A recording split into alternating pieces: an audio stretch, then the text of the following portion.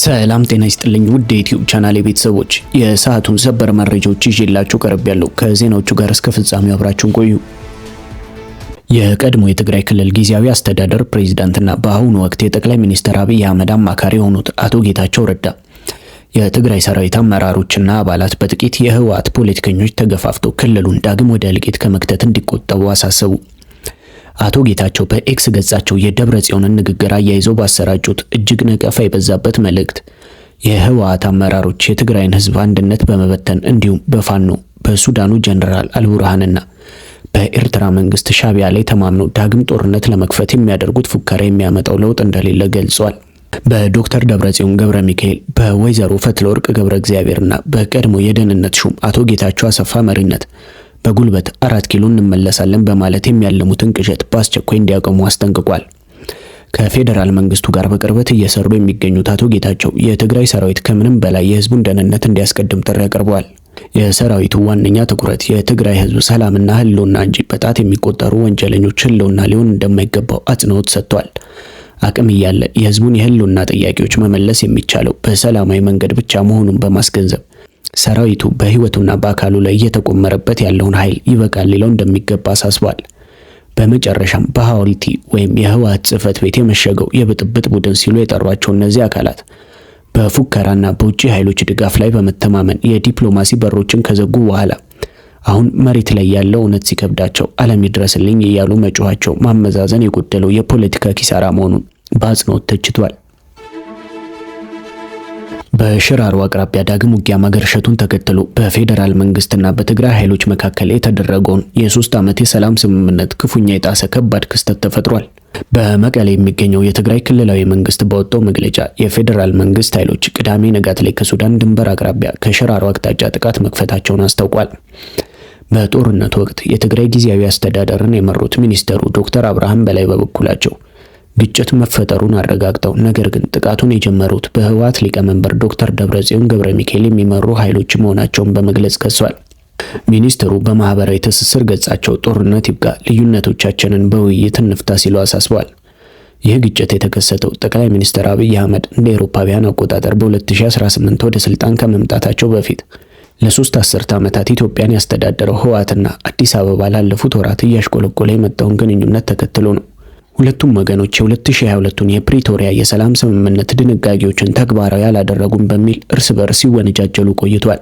የትግራይ ባለስልጣናት ገዢው ብልጽግና ፓርቲ በክልሉ ላይ የረጅም ጊዜ እገዳና የድሮን ጥቃት ዘመቻ ሲያካሂድ መቆየቱንና ይህ አሁን ወደ ሙሉ ጦርነት ማደጉን ገልጿል።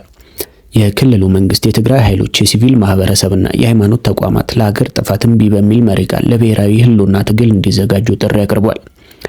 በሌላ በኩል የቀድሞ የህወሓት ቃል አቀባይና የአሁኑ የጠቅላይ ሚኒስትሩ አማካሪ አቶ ጌታቸው ረዳ ዶክተር ደብረጽዮን በኤርትራና በአማራ ታጣቂዎች ላይ ተማምነው በጉልበት ወደ ስልጣን ለመመለስ እየሞከሩ ነው ሲሉ በመክሰስ የትግራይ ሰራዊት አመራሮች እርሳቸውን ወይም ደብረጽዮንን እንዲተዉ አሳስበዋል።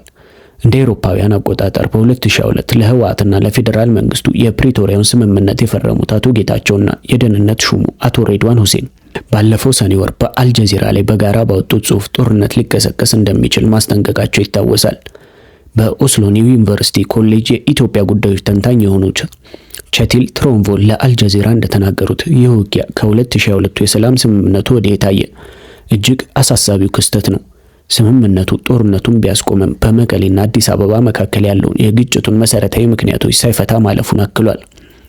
ለዚህ ግጭት መነሻ በሆኑት ቀናት ውስጥ የኢትዮጵያ መንግስት መገናኛ ብዙሃን ዶክተር ደብረጽዮንን በስማቸው ጠቅሰው ትግራውያንን ለጦርነት እየቀሰቀሱ ነው የሚል የክስ ዘመቻ ሲያካሂዱ ነበር። ከ2 ዓመታት በፊት ተጀምሮ በመቶ ሺዎች የሚቆጠሩ ሰዎችን ህይወት የቀጠፈው ጦርነት ያስቆመው የፕሪቶሪያው ስምምነት የትጥቅ አፈታትና የህወሓትን ህጋዊ ሰውነት በተመለከቱ ጥልቅ ጉዳዮች ላይ እልባት ሳይሰጥ ቆይቷል። ይህንንም ተከትሎ አሜሪካ ባለፈው ሰኔ ወር ሰላምን ያደናቅፋሉ ባለቻቸው የህወሓት አከራሪዎች ላይ የቪዛ ማዕቀብ የጣለች ሲሆን ህወሓትም እርምጃው ያልተሟላና ሚዛናዊ ያልሆነ መረጃ ላይ የተመሰረተ ነው ሲል ተችቶታል። የዩናይትድ ስቴትስ አምባሳደር ኤርቪን ማሲንጋ ስምምነቱን ለማትረፍ ወደ መቀሌ ቢያቀኑ በሐምሌ ወር አጋማሽ ህወሓት የፕሪቶሪያው ስምምነት በተግባር ሞቷል ሲል አውጇል። የቀጠናው ተንታኝ ፋይሰል ሮብሌ ይህ የውጊያ ጅማሮ አሜሪካ በሁለቱ ወገኖች መካከል ያለውን አለመግባባት ለመፍታት ያደረገችው ጥረት አለመሳካቱን የሚያሳይ ነው ብሏል። አክለውም ጠንካራ ዓለም አቀፍ ጣልቃ ገብነት ከሌለ ወደ እጅግ የሰፋ ጦርነት ልናመራ እንችላለን ሲሉ አስጠንቅቋል። የተወዳጁ አርቲስት ነጻነትን ህልፈት ተከትሎ እህቱ መሰረት ወርቅነህና ወንድሙ ወንደሰን ወርቅነህ በተለያዩ ሚዲያዎች ላይ በመውጣት ከወንድማቸው ህልፈት ጋር በተያያዘ የተለያዩ ግለሰቦችን ሲወነጅሉ መቆየቱ ይታወቃል። ይህን ተከትሎ መሰረትና ወንደሰን ዛሬ ከመኖሪያ ቤታቸው በፖሊስ ቁጥጥር ስር የዋሉ ሲሆን በአሁኑ ሰዓት በፌዴራል ፖሊስ ቁጥጥር ስር እንደሚገኙ የቤተሰብ ምንጮች ገልጸዋል። የነጻነት ወርቅነህ ባለቤት እናቱ እንዲሁም ደግሞ የቅርብ ጓደኛው የሆነ አስናቀ ከነዚህ በነጻነት እህትና ወንድም ከፍተኛ ዘመቻ ከተከፈተባቸው መካከል የሚጠቀሱ ሲሆኑ አሁን የፌዴራል ፖሊስ በቁጥጥር ስር የዋላቸው በማህበራዊ ሚዲያ በሐሰት የሰዎችን ስም አጥፍቷል፣ የሰው ህይወት እንዲበላሽ አድርጓል በሚል እንደሆነ ዘሀበሻ ዘግቧል። ፕሬዚዳንት ዶናልድ ትራምፕ ቅዳሜ ምሽት በማህበራዊ ትስስር ገጻቸው ባስተላለፉት መልእክት የመካከለኛው ምስራቅ አጋሮች የ5 ወሩን የኢራን ጦርነት ለማቆም የሚያስችል የስምምነት ማዕቀፍ ላይ መድረሳቸውን ገልጸው ለጊዜው አዲስ ጥቃት ከመሰንዘር እንደሚታቀቡ አስታውቋል። ይህ አዲስ ስምምነት የሆርሙዝ የባህር ወሽመጥን በአፋጣኝና ሙሉ በሙሉ ክፍት ማድረግን እንዲሁም የኢራንን የኒኩለር ስጋት ማብቃትን የሚያካትት መሆኑን ፕሬዝዳንቱ አክሏል። ትራምፕ ለዓለም የወደፊት ጥቅም እንዲሁም ለኢራን ህልውናና ብልጽግና ስል በፍጥነት ስምምነት ላይ ለመድረስ በማሰብ ጥቃቱን ለመሰረዝ ተስማምቻለሁ ብለዋል። ጦርነቱን የሚያስቆመውን ይህንን ስምምነት ከዳር ለማድረስ በሚደረገው ጥረት እስራኤል ከአሜሪካ ጋር ለመተባበር መስማማቷንም ጠቁመዋል። ይህ በእንዲህ እንዳለ የሳውዲ አረቢያው አልጋ ወራሽና የሀገሪቱ መሪ ልዑል መሐመድ ቢን ሰልማን ቅዳሜ ዕለት ከትራምፕ ጋር በስልክ በተወያዩበት ወቅት አሜሪካ ከኢራን ጋር ያላትን ግጭት ልታባብስ ትችላለች በሚል ስጋታቸውን ማቅረባቸውን ጉዳዩን በቅርበት የሚያውቁ ምንጮች ገልጸዋል። አክሲዮስ የተሰኘው የዜና አውታር እንደዘገበው ይህ ውይይት የተካሄደው ትራምፕ በኢራን ላይ አዲስ ጥቃት ለመሰንዘር እያመነቱ ባለበት ወቅት ነው። ሳውዲዎች አሜሪካ የኢራንን የኃይል ወይም ኢነርጂ መሰረተ ልማቶች ላይ ጥቃት ከሰነዘረች ቴህራን አጸፋውን በሳውዲና በሌሎች የባህረ ሰላጤ ሀገራት የነዳጅ ተቋማት ላይ ልትወጣ ትችላለች የሚል ከፍተኛ ስጋት አድሮባቸዋል። አልጋ ወራሹ በዚህ የስልክ ውይይታቸው ትራምፕ በኢራን ላይ ሊወስዱት ስላሰቡት አዲስ እርምጃ ማብራሪያ ጠይቋል። የዋይት ሃውስ ባለስልጣንም የሁለቱን መሪዎች የስልክ ውይይት መካሄድ አረጋግጧል። ሳውዲ አረቢያ በኢራን ከሚደገፉ የኢራቅ ሚሊሻዎች ጋር በተያያዘ ከአሜሪካ ጋር ወታደራዊ እርምጃዎችን ብትወስድም ግጭቱ በድርድር እንዲፈታ ግፊት እያደረገች ትገኛለች። አልጋ ወራሹም የሳውዲ መከላከያ ሚኒስትር የሆኑትን ወንድማቸውን ካሊድ ቢን ሰልማንን ስለ ኢራን ስትራቴጂ ከትራምፕና ከምክትል ፕሬዝዳንት ጄዲ ቫንስ ጋር እንዲወያዩ ረቡዕ ዕለት ወደ ዋሽንግተን ልከው ነበር። በሌላ በኩል ትራምፕ ባለፈው ማክሰኞ ከእስራኤሉ ጠቅላይ ሚኒስትር ቤንያሚን ኔታንያሁ ጋር በዋይት ሃውስ የተወያዩ ሲሆን የካቲት ወር ላይ ጦርነቱ ከተጀመረ ወዲህ በአካል ሲገናኙ ይህ የመጀመሪያቸው ነው። የውይይቱ አካል የነበሩት የእስራኤሉ መሪ ትራምፕ በኢራን ላይ የሚያደርጉትን ጦርነት እንዲቀጥሉ አሳስበዋል።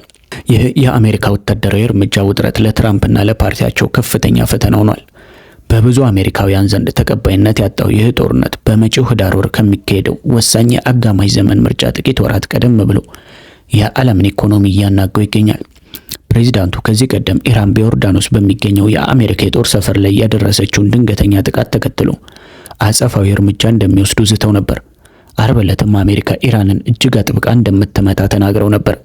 የዋይት ሃውስ ፕሬዝዳንታዊ ቃል አቀባይ ካሮሊን ሊቪት በበኩላቸው ቴህራን ባለፈው ወር ከአሜሪካ ጋር የተኩስ አቁም ስምምነት ተፈራርማ ወዲያውኑ ስምምነቱን በመጣስ በንግድ መርከቦች ላይ ተኩስ መክፈቷንና አሜሪካውያን ወታደሮችን መግደሏን አስታውሷል።